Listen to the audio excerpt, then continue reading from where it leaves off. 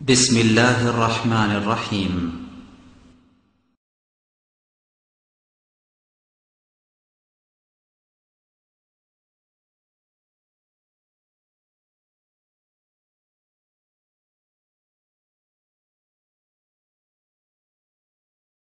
إن الحمد لله نحمده ونستعينه ونستغفره ونعوذ بالله من شرور أنفسنا ومن سيئات أعمالنا ومن يهده الله فلا مضل له ومن يضلله فلا هادي له وأشهد أن لا إله إلا الله وحده لا شريك له وأشهد أن محمدًا عبده ورسوله يا أيها الذين آمنوا اتقوا الله حق تقاته ولا تموتن إلا وأنتم مسلمون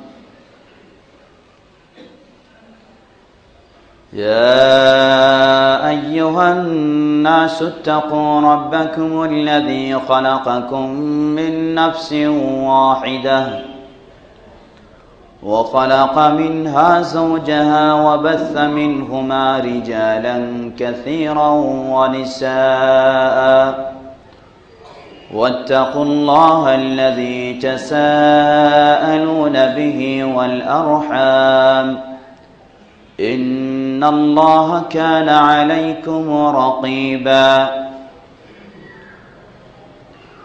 يا أيها الذين آمنوا اتقوا الله وقولوا قولا سديدا يصلح لكم أعمالكم ويغفر لكم ذنوبكم ومن يطع الله ورسوله فقد فاز فوزا عظيما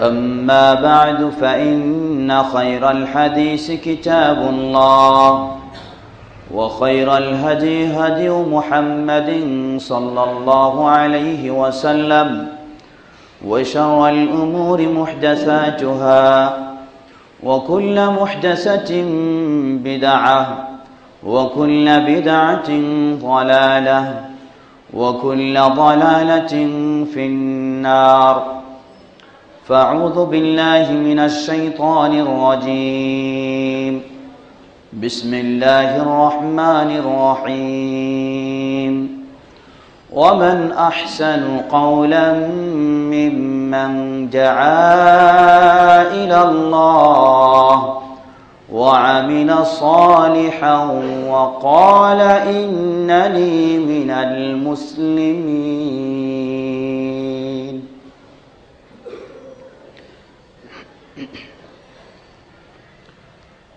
আলহামদুলিল্লাহ শুরুতে আবারও প্রশংসা জ্ঞাপন করছি সেই আল্লাহ সুবহানাহু ওয়া তাআলা যিনি আমাদেরকে তার বিশেষ অনুগ্রহে তার বিশেষ দয়ায় তার বিশেষ নেয়ামতে আমাদেরকে ইসলামের পথে চলার ইসলামের দিকে মানুষকে আহ্বান করার ইসলামের দিকে অগ্রসর হওয়ার যিনি তৌফিক দিয়েছেন সেই আল্লাহ সুবহানাহু ওয়া তাআলার প্রশংসা জ্ঞাপনার্থে বলি আলহামদুলিল্লাহ। অতঃপর অসংখ্য সালাত ও সালাম বর্ষিত হোক প্রিয় রাসূল মুহাম্মদ সাল্লাল্লাহু আলাইহি ওয়াসাল্লাম, তাঁর আসহাবে কেরাম, আহলি বাইত, শেষ দিবস পর্যন্ত তাঁর প্রতিটি একনিষ্ঠ অনুসারীদের উপর। সম্মানিত মুসল্লিবৃন্দ, আল্লাহ সুবহানাহু ওয়া তাআলা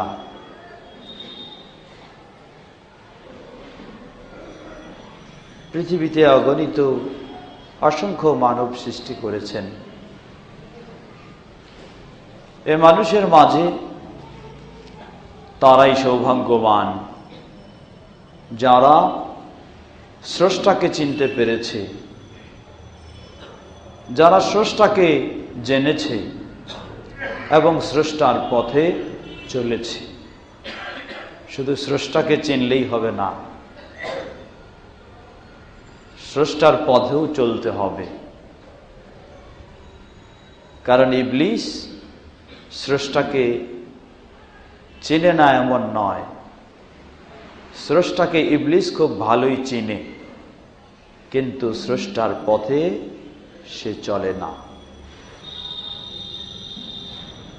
এ ধরনের ইসলামের কথাও আমরা অনেকেই খুব ভালো জানি, কিন্তু সে পথে চলি না।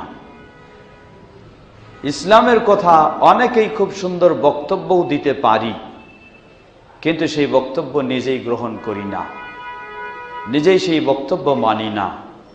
সে ব্যক্তি কখনো সৌভাগ্যশীল নয়। সৌভাগ্যশীল সেই ব্যক্তি যে স্রষ্টাকে চিনেছে, স্রষ্টার ডাকে সাড়া দিয়েছে, যে ইসলামকে চিনেছে, ইসলামের পথে নিজে চলেছে। তো সাধারণ মানুষ থেকে তারা মর্যাদাশীল, তারা সৌভাগ্যবান যারা ইসলাম চিনেছে এবং ইসলামের পথে চলেছে। এই শ্রেণী আবার দুই ভাগে বিভক্ত। যারা ইসলাম চিনেছে এবং ইসলামের পথে চলেছে, এরা আবার দুই ভাগে বিভক্ত। এক শ্রেণী তারা নিজেদের ব্যক্তিগত ইবাদতে ব্যস্ত, কিভাবে বেশি বেশি সালাত আদায় করা যাবে, কিভাবে বেশি বেশি জিকির আজগার, তেলাওয়াত, তাসবিহ এর মাধ্যমে বেশি বেশি সওয়াব অর্জন করা যাবে। নিজের সওয়াব অর্জনের জন্য তারা রাত দিন, সকাল সন্ধ্যা সব সময় ব্যস্ত। আরেক শ্রেণী তারা শুধু নিজেরাই সওয়াব অর্জন করে এমনটি নয়, এটাকেই শুধু যথেষ্ট মনে করেনি, বরং অন্যরা কিভাবে ইসলামের পথে চলবে, অন্যরাও কিভাবে সওয়াব অর্জন করবে, অন্যরা কিভাবে আল্লাহর পথে আসবে, নিজেরা সে কাজ করার সাথে সাথে অন্যদেরকেও সে কাজে নিয়ে আসার জন্য দাওয়াত দেয়, তাদেরকেও পথ দেখায়, তাদেরকেও আহ্বান জানায়। আল্লাহ সুবহানাহু ওয়া তাআলা এমন শ্রেণী, তারাই হলো প্রকৃতপক্ষে সফল কাম, তারাই হলো পৃথিবীর বুকে সবচেয়ে, তাদের কথাগুলি হলো উত্তম কথা। এদের কথাই আল্লাহ সুবহানাহু ওয়া তাআলা সূরা হামিম সাজদায় ঘোষণা দিচ্ছেন। আল্লাহ বলেন, ومن أحسن قولا ممن دعا إلى الله وعمل صالحا وقال إنني من المسلمين ومن أحسن قولا ممن دعا إلى الله। পৃথিবীর বুকে ওই ব্যক্তির কথার চেয়ে কার কথা আর অধিক উত্তম হতে পারে যে আল্লাহর পথে মানুষকে ডাকে। শুধু আল্লাহর পথেই ডাকে এমনটি নয়, ও আমিলা সালিহা, নিজেও সে ভালো কাজ করে এবং ভালো কাজের দিকে মানুষকে ডাকে। ওয়া ক্বালা ইন্নানি মিনাল মুসলিমিন, আর ঘোষণা দেয়, স্বীকৃতি দেয় যে আমি হলাম আল্লাহ সুবহানাহু ওয়া তাআলার বিধিবিধানের কাছে, নিয়ম নীতির কাছে আত্মসমর্পণ যারা করেছে তাদের একজন আমি। আল্লাহ সুবহানাহু ওয়া তাআলা ঘোষণা দিচ্ছেন যে ওই ব্যক্তির কথার চেয়ে পৃথিবীর বুকে কার কথা আর অধিক উত্তম হতে পারে। সুবহানাল্লাহ। অতএব সাধারণ মানুষের মাঝে কেউ রয়েছে শুধু দুনিয়া নিয়ে ব্যস্ত, আরেক শ্রেণী তারা দিন নিয়ে ব্যস্ত। কিন্তু দিন নিয়ে যারা ব্যস্ত, দিনের পথে যারা চলেছে, তারা দুই শ্রেণী। এক শ্রেণী শুধু নিজের সওয়াব কামাইয়ের জন্যই ব্যস্ত, আরেক শ্রেণী শুধু নিজের সওয়াব কামাই নয়, বরং অন্যকেও কিভাবে সওয়াব কামাইয়ের পথে নিয়ে আসা যায়, অন্যকেও কিভাবে এই দিনের পথে নিয়ে আসা যায় সেই কাজে তারা ব্যস্ত। আল্লাহ সুবহানাহু ওয়া তাআলা বলছেন, এদের কথাগুলি হলো পৃথিবীর বুকে সবচেয়ে, এর চেয়ে ভালো কথা আর কারো হতে পারে না। অন্য আয়াতে আল্লাহ সুবহানাহু ওয়া তাআলা এভাবে ঘোষণা দিলেন, ওয়ালতাকুম মিনকুম উম্মাতুন ইয়াদউনা ইলাল খায়র ওয়া ইয়া'মুরুনা বিল মা'রুফ ওয়া ইয়ানহাউনা আনিল মুনকার উলাইকা হুমুল মুফলিহুন। তোমাদের মাঝে এমন একটি গোষ্ঠী হওয়া উচিত, এমন একটি দল হওয়া উচিত, এমন কিছু সংখ্যক মানুষ থাকা দরকার যারা মানুষকে ভালোর দিকে পথ দেখাবে, যারা মানুষকে ভালো কাজের উপদেশ দিবে এবং মানুষকে খারাপ থেকে বাধা দেবে, বিরত রাখবে। আর জেনে রাখো, এরাই হলো প্রকৃতপক্ষে সফল কাম। রাসূল সাল্লাল্লাহু আলাইহি ওয়াসাল্লাম এদের বর্ণনা দিতে গিয়ে আরো এত সুন্দরভাবে তিনি বর্ণনা দিচ্ছেন যে হাদিসটি সহিহ মুসলিমের হাদিস। প্রসিদ্ধ সাহাবী আবু হুরায়রা রাদিয়াল্লাহু তাআলা আনহু বর্ণনা করছেন, রাসূল সাল্লাল্লাহু আলাইহি ওয়াসাল্লাম বলেন, মান দাআ ইলা হুদা ফালাহু মিসলু উজুরি মান তাবিআহু। রাসূল সাল্লাল্লাহু আলাইহি ওয়াসাল্লাম বলেন, মান দাআ ইলা হুদা কানা লাহু মিনাল আজরি মিসলু উজুরি মান তাবিআহু। একজন মানুষ আরেকজন মানুষকে হেদায়েতের দিকে ডাক দেয়, আরেকজন মানুষকে ইসলামের দিকে ডাক দেয়, আরেকজন মানুষকে ইসলামের দিকে পথ দেখাতে চায়, তাহলে এর প্রতিদান কতটুকু? এর প্রতিদান হলো তিনি ইসলামের দিকে, দ্বীনের দিকে, আল্লাহর দিকে, ঈমানের দিকে অন্যজনকে দাওয়াত দিচ্ছেন, এজন্য তো সওয়াব পাবেনই, উপরন্তু যাদেরকে তিনি এই পথে ডাকলেন তার ডাকে সাড়া দিয়ে যারা এই পথে আসলো এবং এসে যত সওয়াব অর্জন করলো, সব সওয়াবগুলির সমান সওয়াব আল্লাহ সুবহানাহু ওয়া তাআলা যে ডাকলো তাকে দান করবেন। কি বিশাল সুসংবাদ!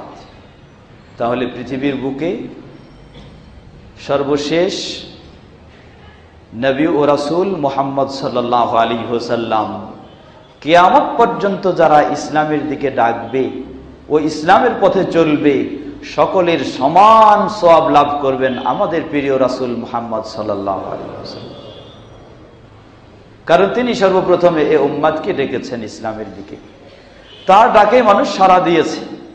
অতএব সকলেই যারা ইসলামে এসে যে সওয়াব লাভ করেছে, অটোমেটিক ভাবে কাউকে বলার দরকার নাই আমি রাসূলের জন্য এটা বকশে দিলাম, বা রাসূলের জন্য এই রোজা রাখবো, বা এই নামাজ পড়বো, বা এই কুরবানি করবো, এটা বলার প্রয়োজন নাই।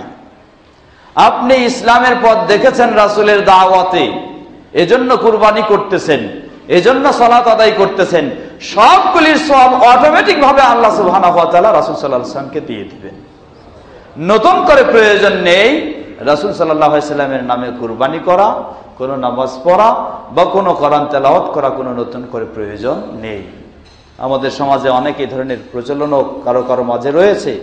কুরবানি আসলেও রাসূল সাল্লাল্লাহু আলাইহি ওয়াসাল্লামের নামে কিছু কুরবানির অংশ দিতে চায়, বা রমজান আসলেও তার নামে কোরআন খতম করতে চায়।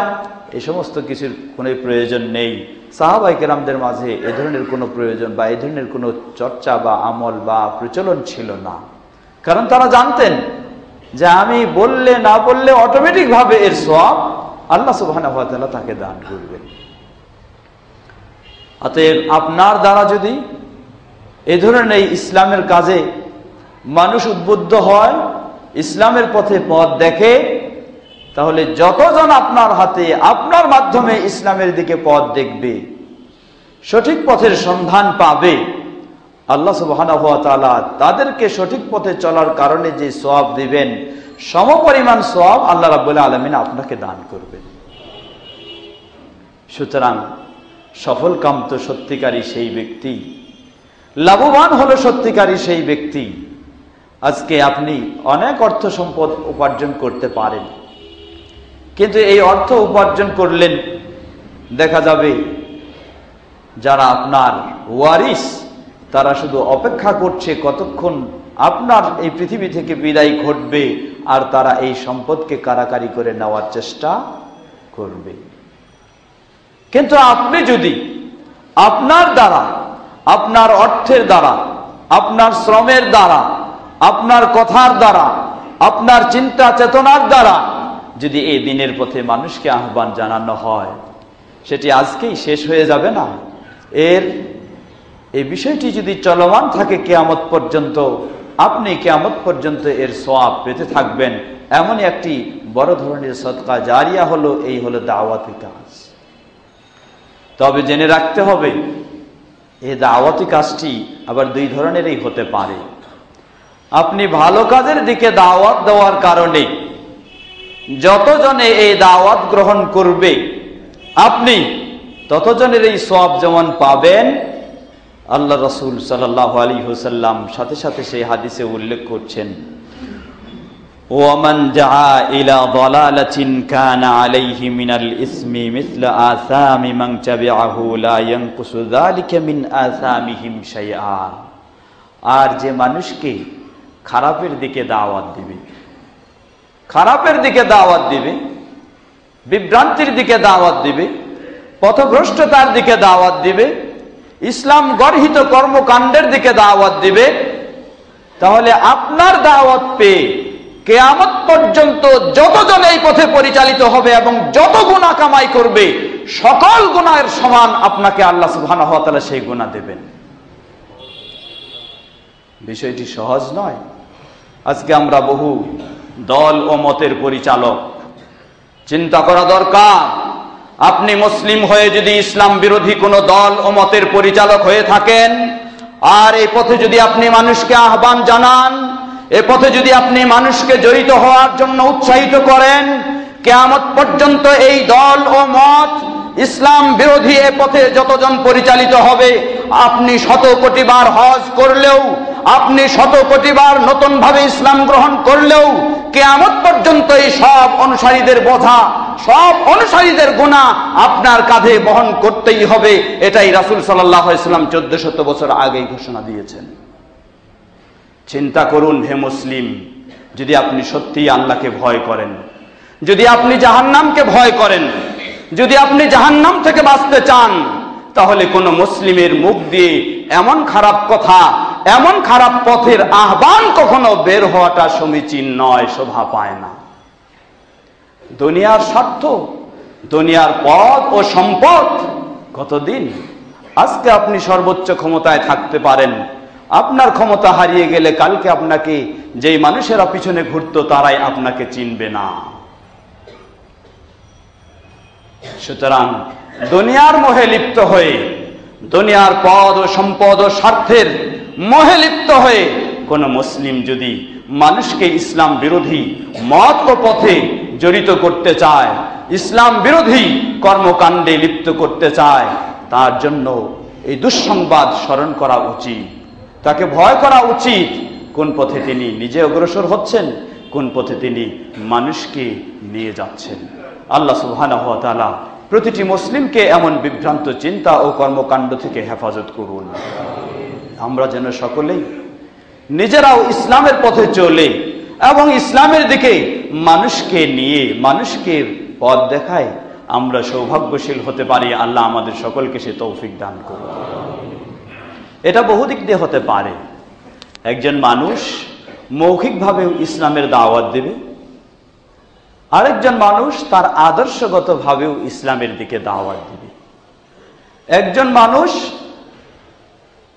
মৌখিকভাবেও খারাপের দিকে, ইসলাম বিরোধী কর্মকাণ্ডের দিকে দাওয়াত দিবে, একজন মানুষ আদর্শিকভাবেও, আদর্শগতভাবেও মানুষকে খারাপের পথে দাওয়াত দিবে। উদাহরণস্বরূপ পর্দার আড়ালে মা বোনেরাও রয়েছেন। একজন মেয়ে মানুষ, সমাজে তিনি সুপরিচিত, মানুষেরা তাকে ভালো বলে চিনে। ভালো বলে চিনে বলতে সমাজে শিক্ষিতা মেয়ে তিনি, ভালো সম্ভ্রান্ত পরিবারের মেয়ে তিনি। মৌখিকভাবে তিনি কাউকে বেপরদায় চলার জন্য দাওয়াত দিচ্ছেন না, কিন্তু নিজে তিনি বেপরদায় চলেন। অন্য মানুষেরা, অন্য মেয়েরা দেখবে তাকে, বুঝবে তাকে যে এই মেয়ে এত শিক্ষিত, তিনি এত সম্ভ্রান্ত পরিবারের মেয়ে, আর তিনি বেপরদায় চলতেছেন, অতএব আমাদেরও চলাতে আর অসুবিধা কোথায়? আপনার এই আদর্শিক দাওয়াত তারা গ্রহণ করে আপনার মতো তারাও বেপরদায় ভাবে চলার চেষ্টা করবে। এর গুণাটি আপনাকে অবশ্যই ভোগ করতে হবে। শুধু মৌখিকভাবে বললেই হবে না। আমি যদি মুখে বলি যে আসুন আসুন, খুব ভালো কথা বলি, মসজিদে আসে নামাজের দাওয়াত দেই, মসজিদে আসে ইসলামের দাওয়াত দেই, আর নিজে যদি অনইসলামিক কর্মকাণ্ডে জড়িত হয়ে থাকি, জেনে নিন আমার এ দাওয়াত কখনো কার্যক্রম হবে না, এ দাওয়াত কখনো সফল হবে না। সফল হবে ওই দাওয়াত যেই দাওয়াতে আমি সবসময় নিজে জড়িত, যেই দাওয়াতে আমি সবসময় নিজে জড়িত। এই জন্যই আল্লাহ সুবহানাহু ওয়া তাআলা বলছেন, ওমান আহসানু কাওলাম মিম্মান জাআ ইলাল্লাহ, সেই ব্যক্তির চেয়ে উত্তম কার কথা আর অধিক উত্তম হতে পারে যে আল্লাহর পথে নিজে দাওয়াত দেয়, ওয়া আমিলা সালিহা, আর নিজে খারাপ কাজ করে এমন নয়, নিজে ভালো কাজ করে, ভালো কথা বলে, ভালো কাজ করে, এবং ঘোষণা দেয় যে আমি হলাম আল্লাহ সুবহানাহু ওয়া তাআলার কাছে একজন আত্মসমর্পণকারী। প্রিয় ভাইরা আমার, তাই আসুন আল্লাহ সুবহানাহু ওয়া তাআলার এই বিশাল সুসংবাদ যেন আমরা প্রতিটি মুসলিম গ্রহণ করতে পারি। আল্লাহ রাব্বুল আলামিন আমাদের সকলকে সে তৌফিক দান করুন। দাওয়াতের আমরা ফজিলত সংক্ষিপ্তভাবে জানলাম, এর বিশাল ফজিলত। এখন আমাদের একটু জানা দরকার, এই ফজিলত পেতে হলে আমরা কিভাবে দাওয়াত দিব, কোন পথে দাওয়াত দিব, কোন নীতির অনুসরণ করে আমরা দাওয়াত দিব। যে হাদিসটি আল্লাহ রাসূল সাল্লাল্লাহু আলাইহি সাল্লাম বললেন, ওয়ামান দাআ ইলা দালালাহ, যে ব্যক্তি দাওয়াত দেয় দালালার প্রতি, পথভ্রষ্টতার প্রতি। পথভ্রষ্টতা কি?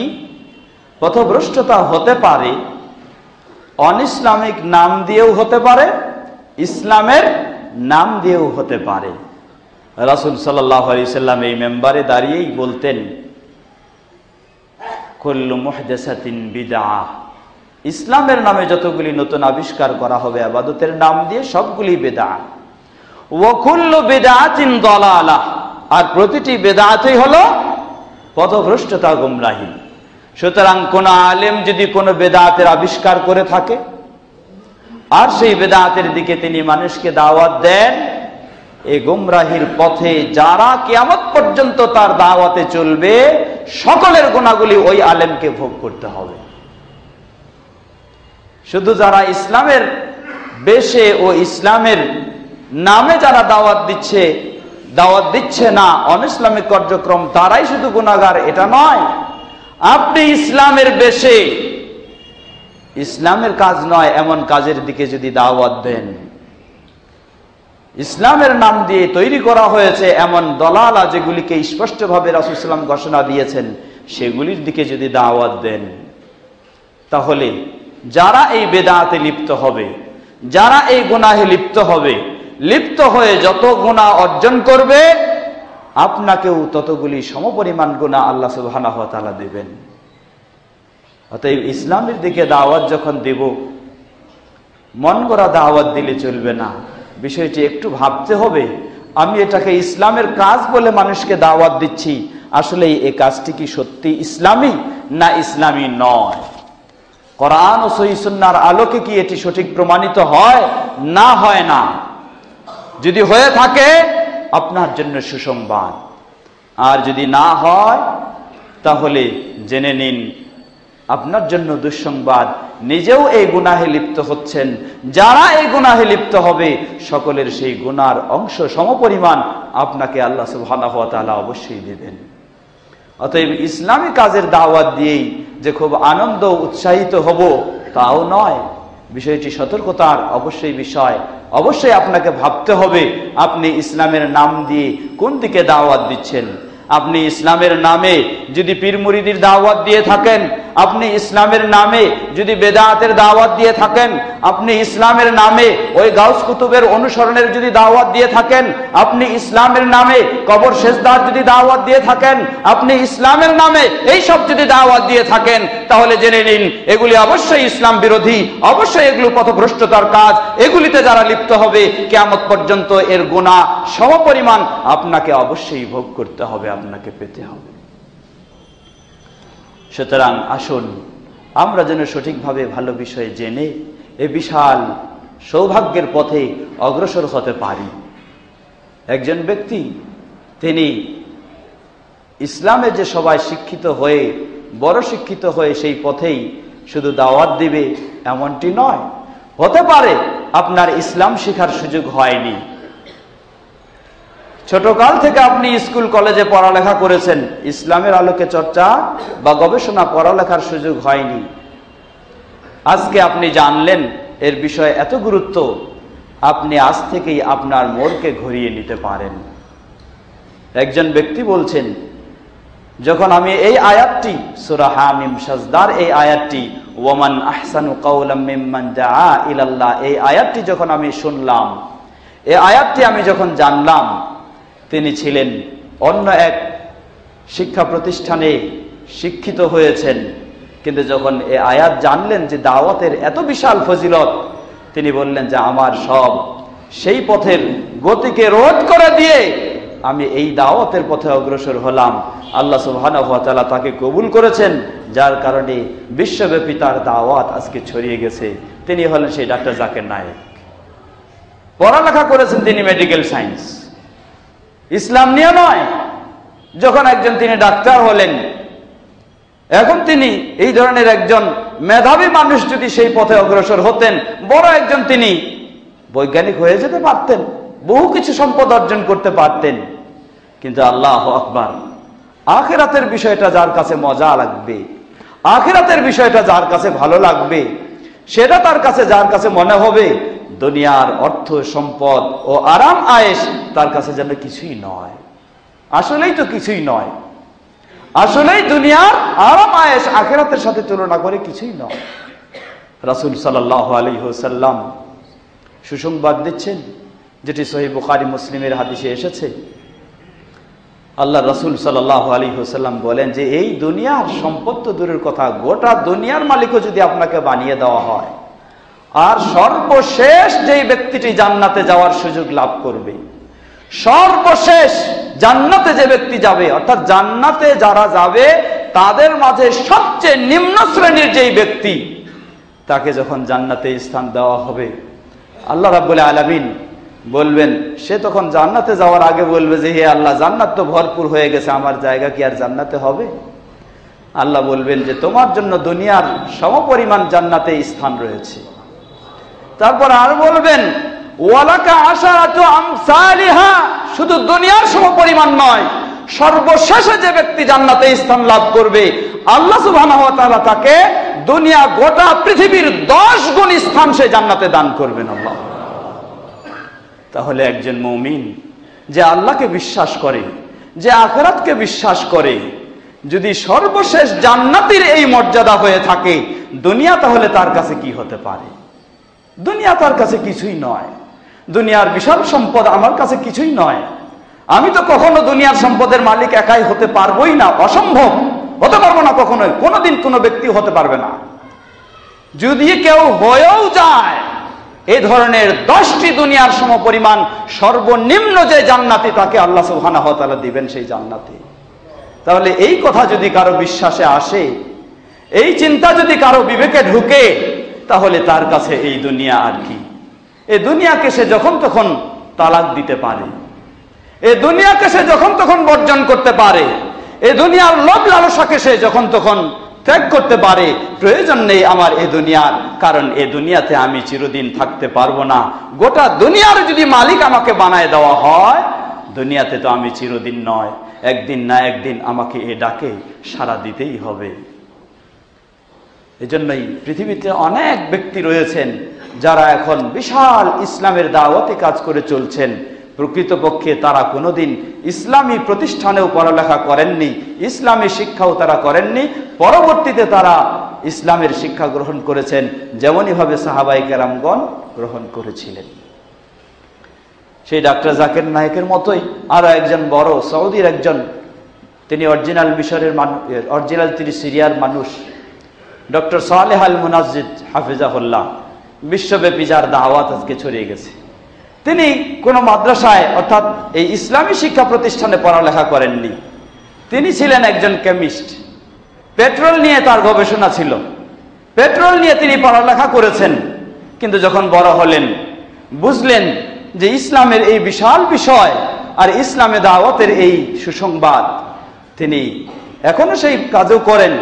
কিন্তু ইসলাম সম্পর্কে যখন তিনি পড়াশোনা করলেন, এখন তিনি যেন বিজ্ঞ বড় আলেমদের মধ্যে একজন অন্যতম, যিনি অথচ তিনি মাদ্রাসাও বা এই ধরনের প্রচলিত ইসলাম শিক্ষার জন্য কোনো প্রতিষ্ঠানে তিনি পড়ালেখা করেননি, অথচ এখন তিনি একজন অন্যতম বড় আলেম ও গবেষক ও ইসলামী স্কলারদের মধ্যে অন্যতম।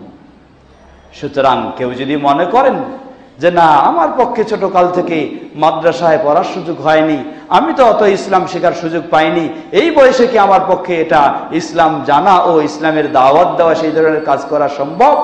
আল্লাহ রাব্বুল আলামিন পৃথিবীতে অসংখ্য নজির রেখেছেন যে হ্যাঁ, অবশ্যই সম্ভব। প্রয়োজন শুধু মানসিকতার, প্রয়োজন শুধু আন্তরিকভাবে পরিবর্তন হওয়ার। যদি সম্ভব হয় পরিবর্তন হওয়া, তাহলে আমার পক্ষেও সেই বিশাল কাজগুলি করা সম্ভব হবে। আল্লাহ সুবহানাহু ওয়া তাআলা আমাদেরকে সে তৌফিক দান করুন। আমিন ওয়া আখিরু দাওয়ানা আলহামদুলিল্লাহি রাব্বিল আলামিন।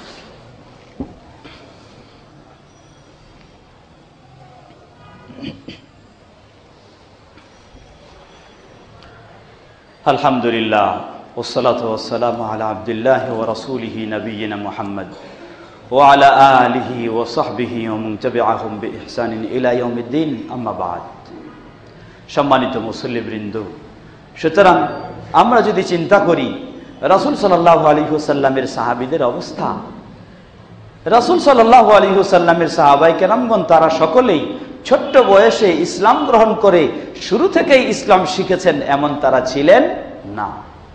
কেউ 40 বছর বয়সে ইসলাম গ্রহণ করেছেন, কেউ 50 বছর বয়সেও ইসলাম গ্রহণ করেছেন, কেউ আরো পরে ইসলাম গ্রহণ করেছেন। কিন্তু তিনি যেন ইসলামের অন্যতম একজন স্কলার হিসাবে পৌঁছে গেছেন বা তো হয়ে গেছেন। প্রয়োজন এই মানসিকতার, প্রয়োজন এই চিন্তা চেতনার। এজন্যই ইমাম বুখারী রাহিমাহুল্লাহ বলছেন, ওয়াকানা আসহাবুন নবী সাল্লাল্লাহু আলাইহি ওয়াসাল্লাম তাআল্লামু মিন কিবারি সিন্নিহিম।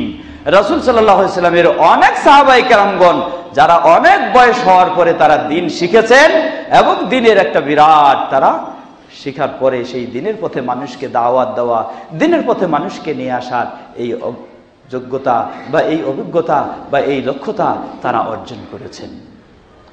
আসুন আমরাও যদি সেরকম চিন্তা রাখি, আমরাও যদি সেরকম মানসিকতা পোষণ করতে পারি, তাহলে এই দাওয়াতি কাজে বড় ধরনের অংশগ্রহণ করা শুধু যারা ওই খতিব সাহেব তারাই রাখবে আর যারা মাদ্রাসায় পড়েন ও পড়ান তারাই রাখবে, এই ধারণাটি কখনো সঠিক নয়।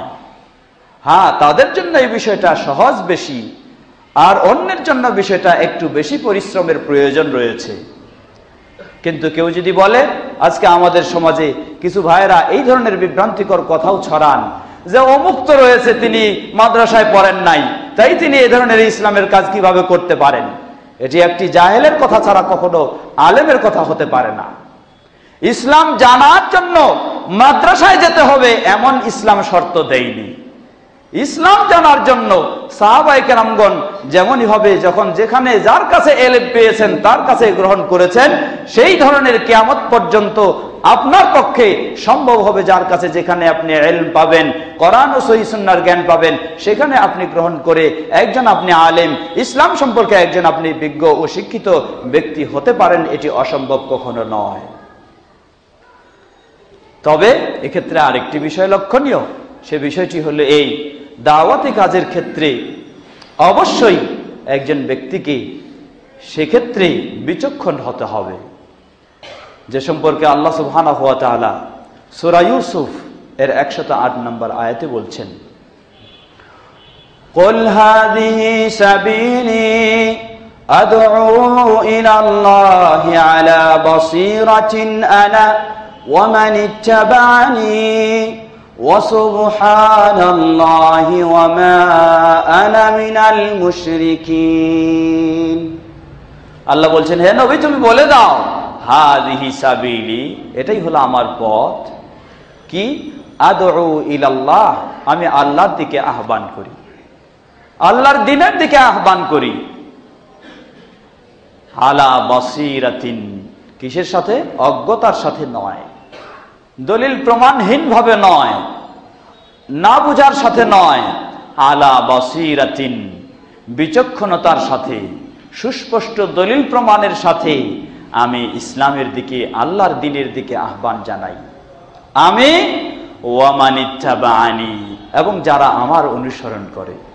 এই আয়াতটি এমন একটি আয়াত, এই আয়াত বলে দিচ্ছে সঠিকভাবে আল্লাহর প্রতি, আল্লাহর দ্বীনের প্রতি দাওয়াতি কাজ করতে হবে যারা শুধু মাদ্রাসায় পড়ালেখা করেছে তারা নয়। এই আয়াত হলো যারা মাদ্রাসায় পড়েছে তাদের জন্য, যারা স্কুল পড়েছে, স্কুল কলেজে পড়েছে তাদের জন্য। এই আয়াত যারা শিক্ষা প্রতিষ্ঠানে রয়েছে তাদের জন্য, এই আয়াত যারা ব্যবসায়িক প্রতিষ্ঠানে রয়েছে তাদের জন্য, এই আয়াত যারা ক্ষেত খামারে রয়েছে তাদের জন্য, এই আয়াত যারা মেডিকেল, হাসপাতাল, ইস্পাত ইত্যাদিতে রয়েছে তাদের জন্য। এই আয়াত শুধু রাসূল সাল্লাল্লাহু আলাইহি ওয়াসাল্লামের যুগের জন্য নয়, কিয়ামত পর্যন্ত সকল যুগের জন্য। এই আয়াত কিয়ামত পর্যন্ত সকল দেশের জন্য, সকল স্থানের জন্য। সুতরাং নিজেকে কেউ সংকীর্ণতার মাঝে নেওয়া কখনো উচিত নয়। এই আয়াত হলো প্রতিটি ওই ব্যক্তির যিনি রাসূল সাল্লাল্লাহু আলাইহি ওয়াসাল্লাম এর অনুসারী হবেন। আপনি যদি রাসূল সাল্লাল্লাহু আলাইহি ওয়াসাল্লামের অনুসারী হন তাহলে আপনার অপরিহার্য দায়িত্ব এসে যায়, রাসূল সাল্লাল্লাহু আলাইহি ওয়াসাল্লাম যেমন এভাবে দাওয়াতি কাজ করেছেন আপনাকেও তেমনি ভাবে দাওয়াতি কাজ করতেই হবে। আপনি শিক্ষিত হন আর অশিক্ষিত হন, ব্যবসায়ী হন আর শিক্ষক হন, ডাক্তার হন আর ইঞ্জিনিয়ার হন, যেই স্তরে আপনি হন না কেন, যদি আপনি রাসূল সাল্লাল্লাহু আলাইহি ওয়াসাল্লামের অনুসারী হন তাহলে আপনাকে দাওয়াতের কাজ অবশ্যই করতে হবে। আপনি নারী হন আর পুরুষ হন, সকলকে। তবে সকলের একটি সীমারেখা রয়েছে, সকলের একটি সীমারেখা রয়েছে। একজন পুরুষ যেভাবে ওপেনলি দাওয়াতি কাজ করবে, একজন মেয়ে মানুষ সেভাবে ওপেনলি দাওয়াতি কাজ করবে না, কিন্তু তাকেও দাওয়াতি কাজ করতে হবে। একজন কোরআন ও হাদিসের বিজ্ঞ পণ্ডিত যেভাবে দাওয়াতি কাজ করবে, যিনি বিজ্ঞ পণ্ডিত নন তিনি সেভাবে দাওয়াতি কাজ করবেন না। তিনি তার যোগ্যতা ও সামর্থ্য অনুযায়ী তিনি দাওয়াতি কাজ করবেন। এই জন্য আমরা অনেক সময় বলে থাকি, আজকে যারা চিকিৎসক তাদের জন্য কত সুন্দর একটি দাওয়াতি কাজের বিশাল সুযোগ রয়েছে। কারণ মানুষ যখন অসুস্থ হয়ে যায় তখন তাকে আল্লাহর কথা স্মরণ করে দিলে সে খুব যেন সহজেই স্মরণ করে। ডাক্তারদের কাছে সকাল সন্ধ্যা অসংখ্য রোগী তাদের সামনে আসে, যদি শুধু একটু তিনি স্মরণ করে দেন যে ভাই আসলেই আল্লাহই তো সুস্থ করার মালিক, আপনি কি নামাজ পড়েন, তাহলে আপনি আজ থেকে নামাজ পড়া শুরু করেন, আল্লাহ সুস্থ করে দিবেন। এত সহজ দাওয়াতি কাজ করা ডাক্তারদের জন্য। সেই প্রেক্ষাপটে একজন ডাক্তারের কাছে সে ধরনের মেয়ে মানুষ এসেছে যে দিন ধর্মের কোনো গুরুত্ব দেয় না, তাকেও সুসুন্দরভাবে বোঝাতে পারে। এই জন্যই বলবো যে প্রতিটি মুসলিম যেই দাবি করবে রাসূল সাল্লাল্লাহু আলাইহি ওয়াসাল্লামের অনুসারী, তাকে অবশ্যই দাওয়াতি কাজ করতেই হবে, এটি অপরিহার্য বিষয়। তবে সকলের দাওয়াতি কাজের পরিমাণটা সমান নয়, যিনি যতটুকু যোগ্য তাকে ততটুকু দাওয়াতি কাজ করতে হবে। আপনি বেশি কিছু জানেন না, শুধু এতটুকু জানেন যে 5 ওয়াক্ত সালাত দৈনিক আদায় করা একজন মুসলিমের জন্য ফরজ, এটা আপনি জানেন, আপনাকে এটার দাওয়াতি কাজ করতে হবে, আপনার এটার দাওয়াতি কাজ করতে হবে। আর এতটুকুর দাওয়াতি কাজ যদি আপনি করতে যান, আপনার মাধ্যমে আপনি বড় আলেম নন, বড় মুহাদ্দিস নন, বড় মুফাসসির নন, কেউ না, সাধারণ একজন আপনি ব্যবসায়ী মানুষ, কিন্তু আপনার দাওয়াতে যদি একজন মানুষ নামাজি হয়ে যায়, এই ব্যক্তি যতদিন সালাত আদায় করবে, সালাত আদায় করে যে সওয়াব লাভ করবে, আল্লাহ সুবহানাহু ওয়া তাআলা সমপরিমাণ সওয়াব আপনাকে দান করবেন। সুতরাং দাওয়াতি প্রেক্ষাপটটি কখনো সংকীর্ণ নয়, দাওয়াতের ক্ষেত্র কখনো সংকীর্ণ নয়। ও যারা দাওয়াতের কাজ করবে তাদের জন্য বিষয়টি খুব সীমাবদ্ধ নয়। আপনি বেশি কিছু জানেন না, শুধু এটুকু জানেন।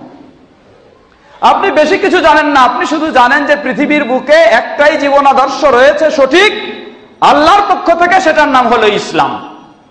অতএব ইসলামকেই মানতে হবে, ইসলামকেই জানতে হবে, অন্য কিছু জীবন বিধান হিসাবে গ্রহণ করা যাবে না। এতটুকু শুধু জানেন আপনি, এটুকুই আপনি দাওয়াত দেবেন আরেকজন ব্যক্তির কাছে যিনি ইসলামকে বাদ দিয়ে অন্য কিছুকে জীবন বিধান হিসাবে গ্রহণ করতে চায়, তাকে এতটুকু শুধু আপনি দাওয়াত দিবেন। আর আপনার এই দাওয়াতে সেই ব্যক্তি যদি ইসলামকে তার জীবন বিধান হিসাবে গ্রহণ করে আর তাকে অনুসরণ করে যদি আরো হাজারো মানুষ গ্রহণ করে, তাহলে এই হাজার মানুষ ইসলামের পথে আসার জন্য যে সওয়াব পাবে, সমপরিমাণ সওয়াব আল্লাহ সুবহানাহু ওয়া তাআলা আপনি সাধারণ মানুষ হিসাবে হলেও আপনাকে সেই সমপরিমাণ সওয়াব দান করবেন। সুতরাং কারো হীনবলতার, কারো দুর্বলতার, নিজেকে দুর্বল ভাবার কোনো কারণ নেই, কোনো সুযোগ নেই। আসুন আমরা বিষয়গুলিকে ভালোভাবে উপলব্ধি করে নিজেরাই সকলেই ইসলামের পথে চলবো এবং ইসলামের দিকে অন্যদেরকে দাওয়াত দেওয়ার চেষ্টা করব। নারী হই, পুরুষ হই, শিক্ষিত হই, অশিক্ষিত হই, আর যেই পেশারই হই না কেন, সকলেই যেন সকল ক্ষেত্রেই আমরা ইসলামের দিকে দাওয়াত দিয়ে নিজেরা ইহকাল ও পরকাল সৌভাগ্যবান হতে পারি। আল্লাহ আমাদের সকলকে সে তৌফিক দান করুন। প্রিয় ভাইয়ের আমার, দাওয়াত সংক্রান্ত অনেকগুলি কথা রয়েছিল যেগুলি খুতবার সময় শেষ, আর বলা সুযোগ নয়। ইনশাআল্লাহ আগামী জুমায় দাওয়াত সংক্রান্ত বিষয়ে আমাদের সমাজে আরো অনেক কিছু বিভ্রান্ত রয়েছে, দাওয়াতের নাম দিয়েও অনেক কিছু চলতেছে, আসলে কি হওয়া দরকার সে সম্পর্কেও আগামী জুমায় ইনশাআল্লাহ এই বিষয়েও আমরা আলোচনা করে বিষয়টিকে আরেকটু স্পষ্ট করার চেষ্টা করব। আল্লাহ রাব্বুল আলামিন বিষয়টিকে ভালোভাবে উপলব্ধি করে আমরা যেন সকলেই সঠিক পথের অবস্থান গ্রহণ করতে পারি। আল্লাহ আমাদের সকলকে সে তৌফিক দান করুন। ইবাদাল্লাহ রাহিমাকুমুল্লাহ, ইন্নাল্লাহা ক্বাদ আমারাকুম আন তুসাল্লু আলা নবিয়িকুম ওয়া ক্বাদ বাদা বিনাফসিহি ফাকাল ইন্নাল্লাহা ওয়া মালাইকাতাহু ইউসাল্লুনা আলান নবী ইয়া আইয়ুহাল্লাযীনা আমানু সাল্লু আলাইহি ওয়া সাল্লিমু তাসলিমা। আল্লাহুম্মা সাল্লি আলা মুহাম্মাদ ওয়া আলা আলি মুহাম্মাদ কামা সাল্লাইতা আলা ইব্রাহিম ওয়া আলা আলি ইব্রাহিম ইন্নাকা হামিদুম মাজিদ। আল্লাহুম্মা বারিক আলা মুহাম্মাদ ওয়া আলা আলি মুহাম্মাদ কামা বারাকতা আলা ইব্রাহিম ওয়া আলা আলি ইব্রাহিম ইন্নাকা হামিদুম মাজিদ। اللهم ارض عن الخلفاء الراشدين وعن سائر اصحاب نبيك الكريم. اللهم اعز الاسلام والمسلمين واخذل الكفرة والمشركين ودمر ديارهم. হে আল্লাহ, আমাদের দেশ সহ পৃথিবীর সর্বত্র ইসলাম ও মুসলিমদেরকে সমুন্নত করুন। পৃথিবীর সর্বত্র মুসলিম সমাজকে কোরআন ও সহিহ সুন্নাহর আলোকে ইসলাম জেনে মেনে চলার তৌফিক দান করুন। আমরা যেন নামে মাত্র মুসলিম নয়, প্রকৃত যেন মুসলিম হতে পারি সে তৌফিক আমাদেরকে দান করুন। যারাই মুসলিমের পরিচয় দিচ্ছি তারাই যেন ইসলামকে নিজের জীবন বিধান হিসাবে, ইসলামের আলোকে নিজেকে পরিচালনা করতে হবে, সেইভাবেই যেন আমাদের মানসিকতা তৈরি হয়, সেইভাবেই যেন আমরা নিজেদেরকে পরিচালিত করতে পারি। আল্লাহ আমাদের তৌফিক দান করুন। ইসলামের সঠিক বিষয়গুলি উপলব্ধি করে আমরা যেন সঠিকভাবে মানুষদেরকেও ইসলামের দিকে দাওয়াত দিতে পারি সে তৌফিক আমাদেরকে দান করুন। আমাদের মাঝে উপস্থিত অনুপস্থিত অনেক অসুস্থ ব্যক্তি রয়েছেন, অনেকজন হাসপাতালেও রয়েছেন, দেশে ও দেশের বাইরে তারা দোয়া চেয়েছেন। আল্লাহ রাব্বুল আলামিন আমাদের সকল ভাই ও বোনদেরকে পরিপূর্ণ সুস্থতা দান করুন। কারো ছোট বাচ্চাও, নতুন বাচ্চাও পেয়েছেন, আল্লাহ দিয়েছেন। আল্লাহ রাব্বুল আলামিন তাদের সেই ছোট তাদেরকেও এবং বাচ্চার মা সকলকে পরিপূর্ণ সুস্থতার মাঝে রাখুন এবং তাদেরকে ইসলামের উপর গড়ে ওঠার তৌফিক দান করুন।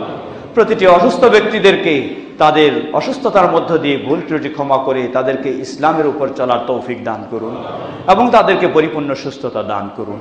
আমাদের মাঝে অনেকেই রয়েছেন জীবনের শেষ পর্যায়ে চলে গেছেন, খুবই অসুস্থ। আল্লাহ রাব্বুল আলামিন তাদেরকেও পরিপূর্ণ সুস্থতা দান করুন যদি তাদের হায়াতে সুস্থতা থাকে, আর যদি না থাকে তাদের জন্য যদি বিদায় নেওয়াটাই ভালো হয় তাহলে তারা যেন ঈমানের সাথে বিদায় নিতে পারে সেটি কবুল করে নিন। আমরা যারা রয়েছি আমরাও যেন ইসলামকে ভালোভাবে জেনে ইসলামের উপর থাকতে পারি এবং ঈমানের সাথে আমাদের বিদায় হয় সেটি আমাদের জন্য কবুল করে নিন। যারা বিদায় নিয়ে চলে গেছেন, যে সমস্ত আমাদের অনেক প্রিয়জন, সেই মুসলিমদের ভুল ত্রুটি ক্ষমা করে তাদেরকে জান্নাতুল ফেরদাউস নসিব করুন, তাদেরকে জান্নাতুল ফেরদাউস নসিব করুন। আর আমাদের এই প্রতিষ্ঠানের কথা সব সময় স্মরণ করে দেই। আপনারা সার্বিকভাবে অতীত থেকে সহযোগিতা দিয়ে আসছেন যারা এই পর্যন্ত অতীত থেকে সহযোগিতা দিয়েছেন, অবদান রেখেছেন, আল্লাহ রাব্বুল আলামিন সকলের এই সহযোগিতাগুলিকে কবুল করে নিন। নির্মাণের ক্ষেত্রে অনেক ভাই অনেকভাবে সহযোগিতা দিয়েছেন, যেটি আমি নাম উল্লেখ করে ছোট করতে চাই না কাউকে। আল্লাহ রাব্বুল আলামিন তাদের সকলের এই সহযোগিতাগুলিকে কবুল করে নিন। অনেকে বাবা মার পক্ষ থেকেও দিয়েছেন, অসুস্থ বাবা মার পক্ষ থেকে দিয়েছেন, বা বিদায় নিয়েছেন এমন বাবা মার পক্ষ থেকেও দিয়েছেন। আল্লাহ তাদের সেই অসুস্থ ব্যক্তিদেরকে পরিপূর্ণ সুস্থতা দান করুন। আর যারা বিদায় নিয়ে চলে গেছেন সেই মুসলিমদের ভুল ত্রুটি ক্ষমা করে জান্নাতুল ফেরদাউস নসিব করুন। আমরা যেন আন্তরিকতার সাথে সার্বিকভাবে সহযোগিতা দিতে পারি সে তৌফিক আমাদেরকে দান করুন।